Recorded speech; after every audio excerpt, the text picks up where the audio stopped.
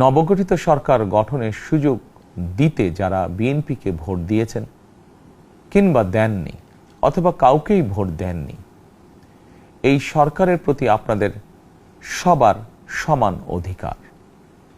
BNP সরকার বিশ্বাস করে দল, মত, ধর্ম, দর্শন যার যার, রাষ্ট্র সবার। এই দেশে, এই রাষ্ট্রে একজন বাংলাদেশী হিসাবে আপনার, আমার, আমাদের প্রতিটি বাংলাদেশী নাগরিকের অধিকার সমান। Bangladesh has a new Prime Minister, and with him comes a promise. In his first address to the nation, Tariq Rahman vowed to restore the rule of law and protect every citizen, regardless of religion or political belief. He said he wants to turn Bangladesh into a safe land for Muslims, Hindus, Buddhists and Christians alike. আমি দেশবাসীর উদ্দেশ্যে একটি বার্তা দিয়ে বলতে চাই, মুসলমান, হিন্দু, বৌদ্ধ, খ্রিস্টান তথা দল, মত, ধর্ম, বর্ণ নির্বিশেষে পাহাড়ে কিংবা সমতলে বসবাসকারী এই দেশ আমাদের সবার। প্রতিটি নাগরিকের জন্যই এই দেশকে আমরা একটি নিরাপদ ভূমিতে পরিণত করতে চাই। His words come at a sensitive time.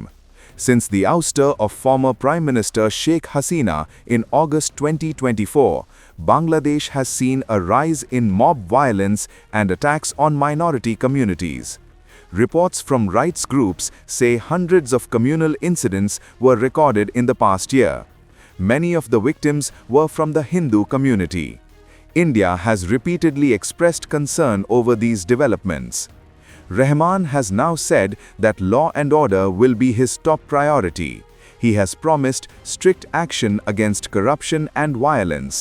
He has also said that every Bangladeshi, whether they voted for his party or not, has equal rights in the state. But even as he spoke of unity, a dramatic development unfolded in India. A Bangladeshi student activist wanted in connection with the killing of a Hindu police officer during last year's unrest was detained at Delhi airport while allegedly trying to flee to Europe. He has since been deported back to Bangladesh. The officer, Sub-Inspector Santosh Chaudhary, was killed during violent protests on August 5, 2024, the same day Sheikh Hasina fled the country. His body was later found hanging from a tree after a police station was attacked and set on fire. Reports say he was lynched by a mob. He had been married for less than a year. Months after his death, his wife gave birth to their son. For India, the developments are closely watched. Stability in Bangladesh matters deeply. So does the safety of minorities. Rahman's speech has raised expectations. His words signal intent. But the real test will be action on the ground. Can Bangladesh move past violence and restore trust among communities?